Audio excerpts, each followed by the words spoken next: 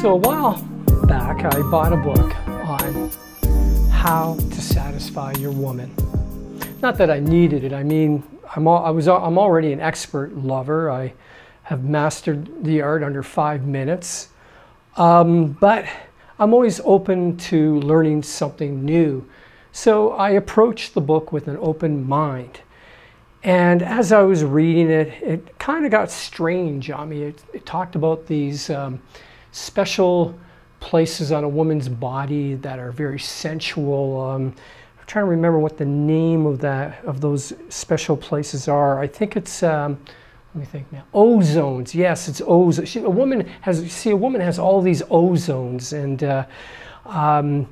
yeah, and they're like, they're kind of like aliens from another planet. They're multi-dimensional, and so you have to pay attention to all of their senses, their sense of hearing, their sense of sight, their sense of touch, everything you have to pay attention to.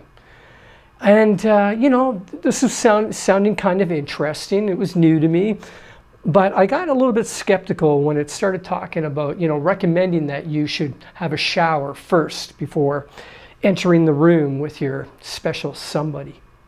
I mean, I always thought that a man's natural smell, his natural odor, was what really turned the women on. Like, think about it. Like back in the caveman days, the caveman didn't shower. I mean, unless he accidentally fell in the river chasing a saber-toothed tiger, he had the natural male body odor. And the women back then, they could pick it up. They'd be like, man, I smell man. Must fuck. I mean, so this is what I thought anyways, but apparently, no, today's women, they don't like the natural male odor. And so you not only do you have to shower, but you've also got to smell pretty as well. So you got to put some cologne on, like not too heavy. You don't douse it on you, you just a little touch of it. And none of this $5 gasoline stuff. I mean, you've got to go upscale here, like, I don't know, get a Versace or a Polo or Armani or Vivi Vavi or a Boogie Doogie, something like that. But the bottom line is you're going to be dropping about $100 to smell pretty. And then it doesn't stop there.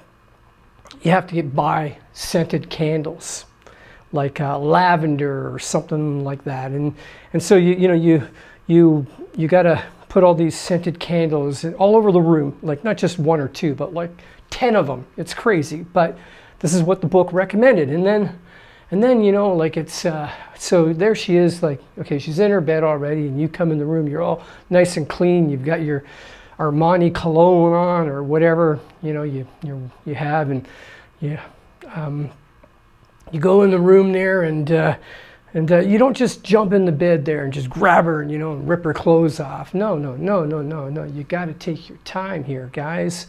The book recommends is that you first speak to her very gently and tell her how important she is to you, how much you appreciate her.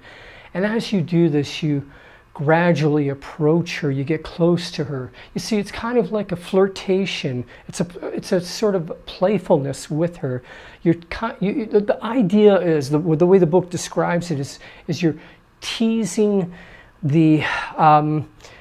you're teasing out of her the turn on, I guess, is what the book is trying to say. And this apparently takes a lot of time. And so, like you first, when you do touch her with your hands, imagine your hands being like silk, just resting on her skin. So, for example, you start by putting your hands on her shoulders and just let them slide down her arms, and then hold on to the palm of her hands and gradually just play with each one of her fingers, massaging each finger. And then you might want to just slightly turn towards the back of her, lift up her hair from behind, and with your moist lips, just ever so gently, barely even touching the back of her neck. And then gradually open your mouth and let your warm breath rest on her skin. And also, as you're doing this, you will want to occasionally tell her how special she is, how your heart is burning for her, how you think about her all the time. And then you explore her body with your hands, with your lips, with your tongue. But again, very gently. And pay attention, because she will give you signals with her body as to what she likes and what she doesn't. So if you see her kind of tensing up, then that is sort of a sign that try something different. Explore her whole body from head to toe. And when you notice that her nipples are getting hard, that her lips are swollen and her cheeks are blush, look at her in the eyes. And if her eyes are dilated, then you're ready to approach her inner thighs. So at this point in the book, I realized it was a pile of crap and I threw it away. I mean, come on, honestly. Who's got the time for all of that? Nobody, no man, no woman, especially if you're married with children. I mean, the scene with a married couple with children, with little ones, is basically they're in the bedroom because they found a window of opportunity to have sex. They lock the door, they start going at it, and next thing you know, the kid starts crying. The dog is scratching at the door to get in because he wants in on the action. You should probably let him in because it could teach you a few things.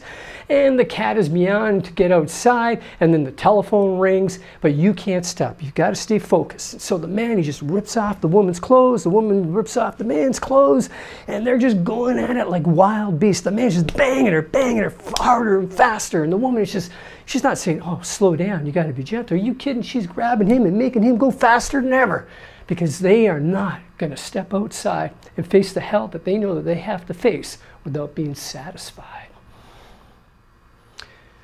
Yeah, even couples who don't have children, they don't have time for all of this. They're busy. And even if they did have time, how many young women today would be willing to go half an hour without checking the notifications on their phone? The moment they hear that phone make a little buzzing sound or vibrate or whatever, they're going to stop everything. They could be about to have the greatest orgasm of their life, and they're going to stop it to check the messages on their phone. In fact, you know, you might as well just let them have their phone while you're making love to them. I mean, I could see it, right? She's texting her friend.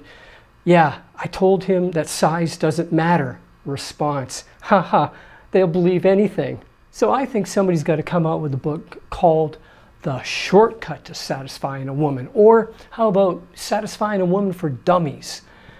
Yeah, that would be a good book. I mean, guys, you know what you're getting for Christmas, right? Oh, gee, thanks, honey, a book. But you should know better. I don't read. But the good news is you don't need to buy a book to learn how to satisfy your woman.